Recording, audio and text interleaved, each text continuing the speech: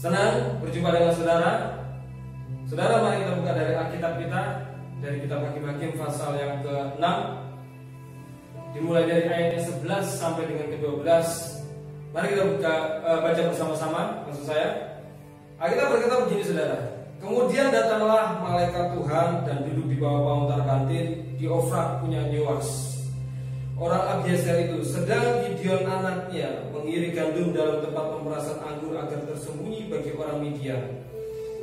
Malaikat Tuhan menampakkan diri kepadanya dan berfirman kepadanya demikian, Tuhan menyertai engkau yang pahlawan, yang gagah berani.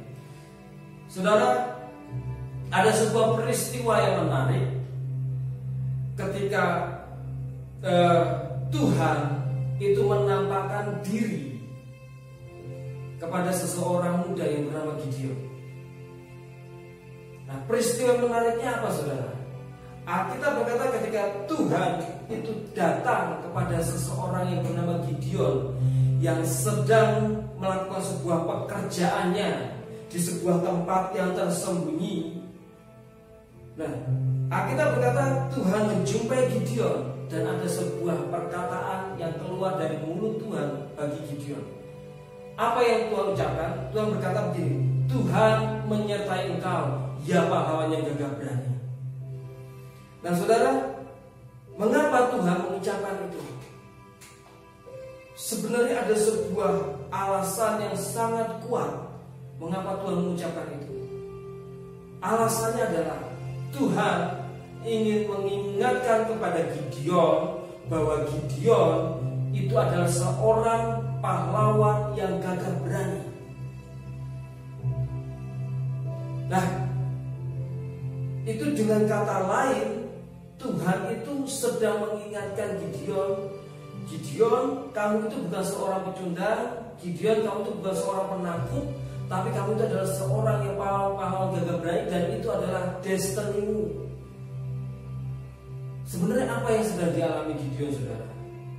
Saudara, jika kita membaca ayat-ayat di atas dalam satu pasal ini, kita akan mengerti bahwa Gideon pada zaman dia hidup, bangsanya ini sedang mengalami penjajahan yang dilakukan oleh Midian, bangsa Midian selama 7 tahun. Saudara.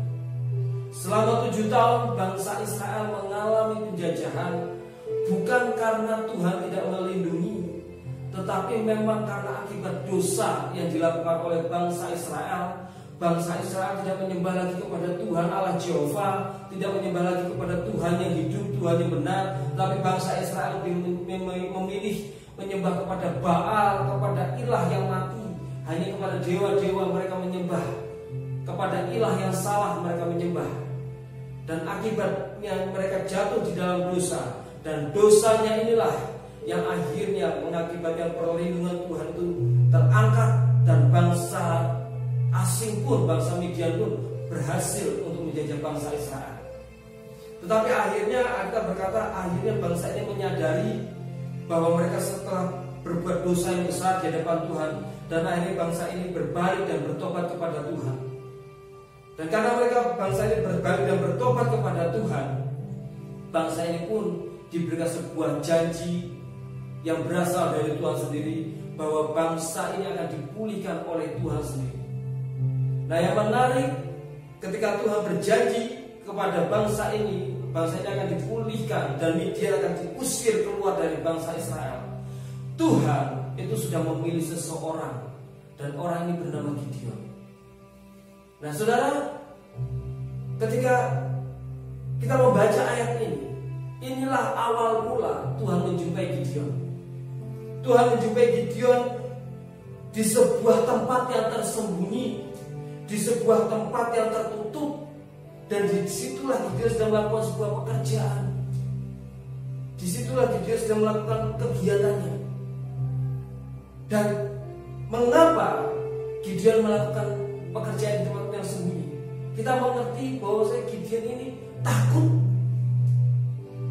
terhadap Midian, bangsa yang telah menjajah bangsa Israel. Gideon takut dengan musuh-musuhnya, maka dia memilih melakukan pekerjaan di tempat yang tersembunyi. Tetapi yang menarik ketika Tuhan ketika Tuhan menjumpai Gideon, Tuhan tidak berkata, lagi ngapain lo Gideon? Gimana kabarnya Gideon? Enggak. Tuhan langsung mengingatkan Gideon akan destininya yang Tuhan sudah tetapkan dalam kehidupannya, yang Tuhan sudah tanamkan dalam kehidupannya Gideon. Apa destininya? Tuhan berkata, Gideon, engkau adalah pahlawan yang gagah berani.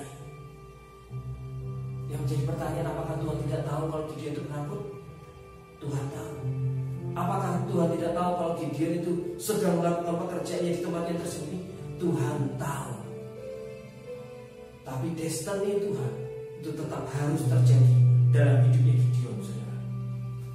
Nah, saudara, ketika saya baca ayat pasal ini, saya menemukan ada dua hal yang hampir saja terjadi dalam kehidupannya Gideon dan hampir membuat Gideon kehilangan kehilangan akan destiny-nya.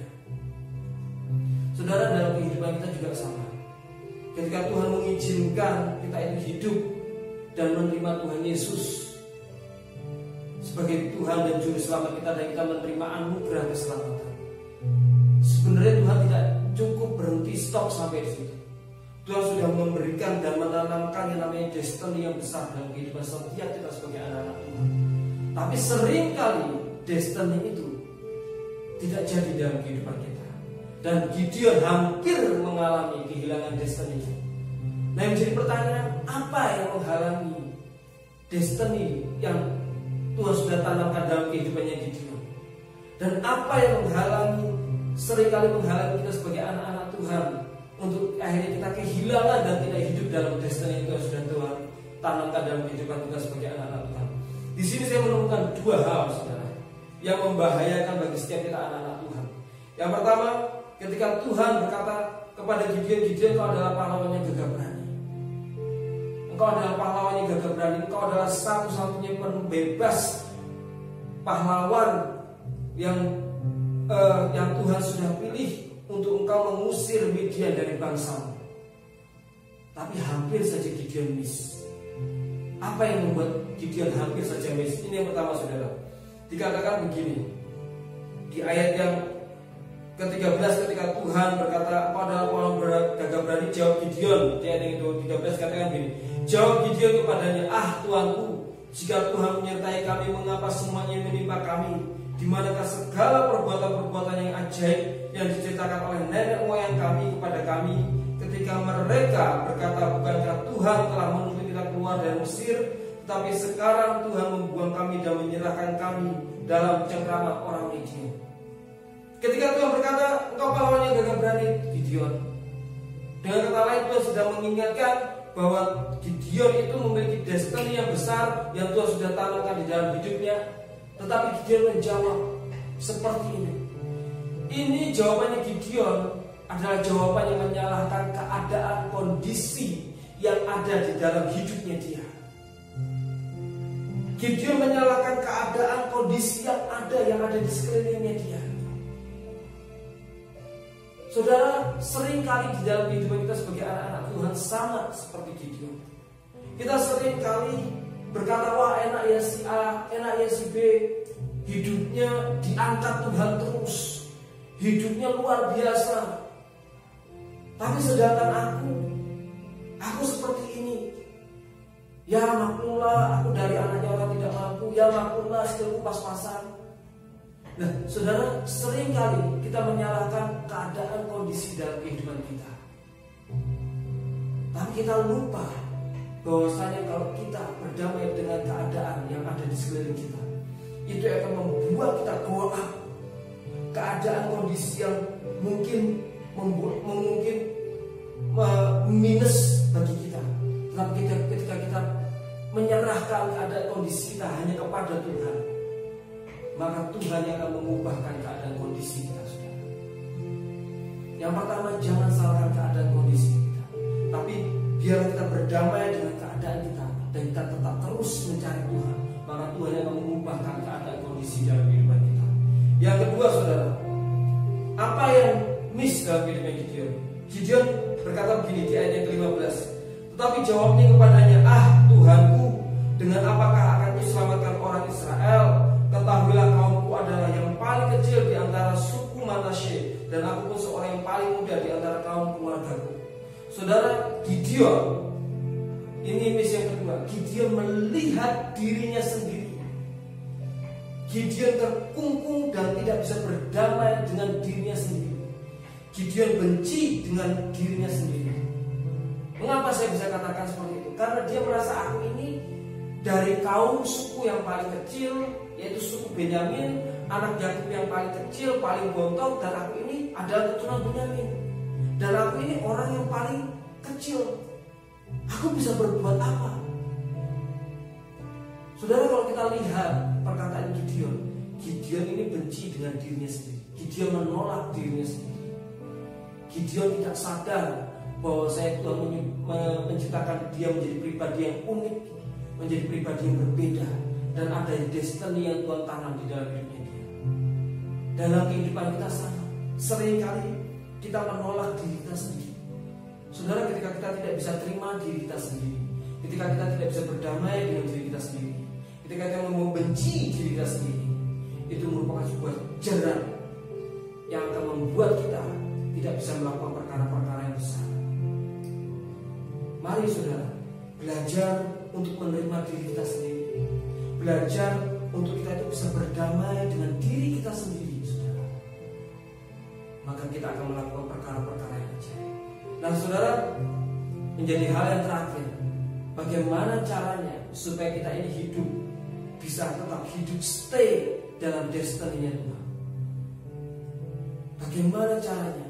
Karena kita mengerti bahwa kita ini manusia yang seringkali memiliki keinginan-keinginan lain, dan tanpa kita sadar kita keluar dari destiny-nya Tuhan.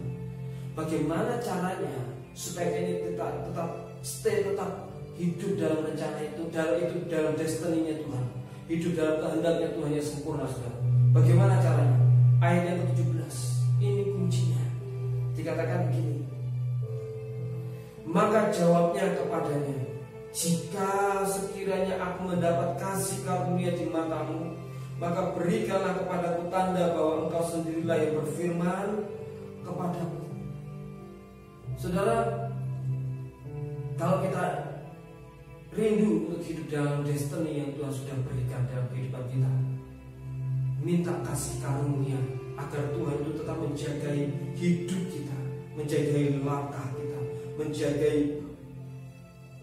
semua aspek dalam kehidupan kita, sehingga kita tetap bisa hidup dalam destiny, rencana Tuhan, kehendak Tuhan yang sempurna, dan kita bisa menyelesaikan segala sesuatunya dengan tuntas. Nah saudara, biarlah apa yang kita sharingkan melalui firman Tuhan saat ini itu bisa memberkati kita semuanya. Terima kasih, dan Tuhan Yesus memberkati.